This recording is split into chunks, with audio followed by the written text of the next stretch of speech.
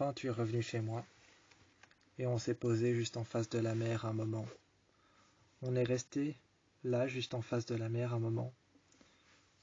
Je suis monté chez moi, et je suis redescendu. J'ai été chercher un essuie de plage, je l'ai posé, juste devant. Tu t'es assis, tout au bord, tu t'es assis. Je me suis assis tout au bord à côté de toi, je t'ai regardé, et tous les deux en même temps, on a eu le même réflexe de tourner la tête vers l'océan. On s'est levé, d'abord toi tu t'es levé, puis tu as pris ma main, tu m'as aidé à me lever, et je me suis levé. On est parti vers l'océan et on a marché. On est resté au bord de la rive, et on a regardé l'océan, avec à côté les roches noires et une petite rivière qui traversait les roches noires et qui se déversait dans l'océan en une petite cascade. Derrière les rochers, il y avait le soleil qui commençait à partir. Le ciel devenait de plus en plus sombre, les nuages commençaient à apparaître, et je voyais au loin un grand bateau qui s'était juste arrêté. Il s'était arrêté juste au milieu, un grand bateau, mais la coque paraissait tellement fine qu'on avait l'impression qu'il était presque déjà sous l'eau. J'avais l'impression qu'il était presque déjà sous l'eau, c'était ces anciens bateaux, avec une grande roue derrière qui tourne. Tu m'as regardé et tu m'as dit, en penchant la tête sur le côté, « Depuis quand on voit des bateaux comme ça ici ?» J'ai haussé les épaules et tu as senti le mouvement de mon épaule avec ta tête qui était appuyée contre la mienne.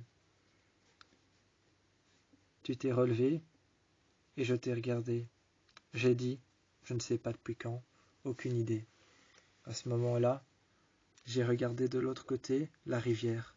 On est allés se mettre tous les deux devant la rivière et on a regardé couler l'eau. On a regardé couler l'eau qui se déversait ensuite et s'élançait dans l'océan. Il y avait un petit courant, un petit bassin d'eau au-dessus et une petite cascade qui relâchait tout, qui se déversait dans l'océan. J'ai tourné la tête vers toi, je me suis assis. En lotus par terre, je me suis assis. Et je t'ai regardé. Tu m'as regardé moi de haut.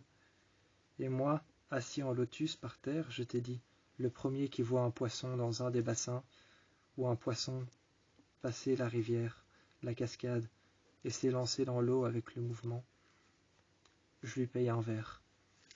Tu m'as regardé et tu as dit, mais enfin, il n'y a que nous deux. J'ai dit, non, c'est pas vrai, il n'y a pas que nous deux. J'ai dit, il y a ta mère aussi, et il y a ton père. Tu m'as regardé, surpris. Tu m'as dit, ça veut dire que si je trouve un poisson qui passe la rivière, qui arrive dans la cascade, et qui s'élance dans l'eau, tu me payes un verre. J'ai haussé les épaules en position lotus par terre, sur le sable. Je jouais avec le sable en faisant des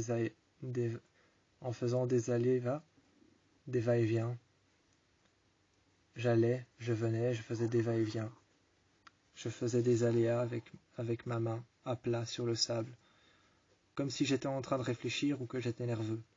Tu m'as regardé, et j'ai arrêté, j'ai pris ma main, et j'ai pris mon épaule droite avec ma main gauche, et mon épaule gauche avec ma main droite. Devant moi, sur ma poitrine, j'ai croisé les bras. J'ai resserré un peu plus mes épaules, ma main droite sur mon épaule gauche, et ma main gauche sur mon épaule droite. J'ai resserré un peu plus, tu m'as regardé, tu m'as dit, t'es nerveux ? Je t'ai regardé, je me suis levé. J'ai enlevé la position du lotus, j'ai décroisé mes jambes.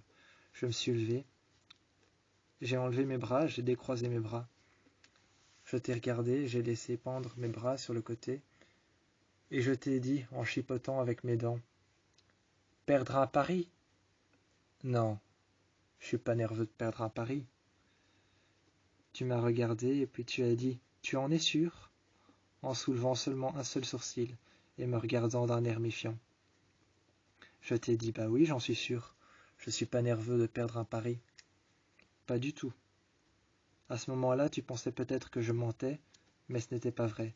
J'avais seulement l'intonation de quelqu'un qui ment. Mais j'étais en train de regarder l'horizon. J'étais plus concentré sur l'horizon, le bruit de l'eau qui tombe, que d'être concentré sur le fait que j'avais peur de perdre un pari. Alors je mettais peut-être en pause des insinuations, mais je t'écoutais, brièvement, et je regardais l'horizon. Je regardais le bateau qui s'en allait derrière les rochers, pendant que toi tu me regardais moi, et que tu insinuais certainement que j'étais en train de mentir, ce qui n'était pas du tout le cas.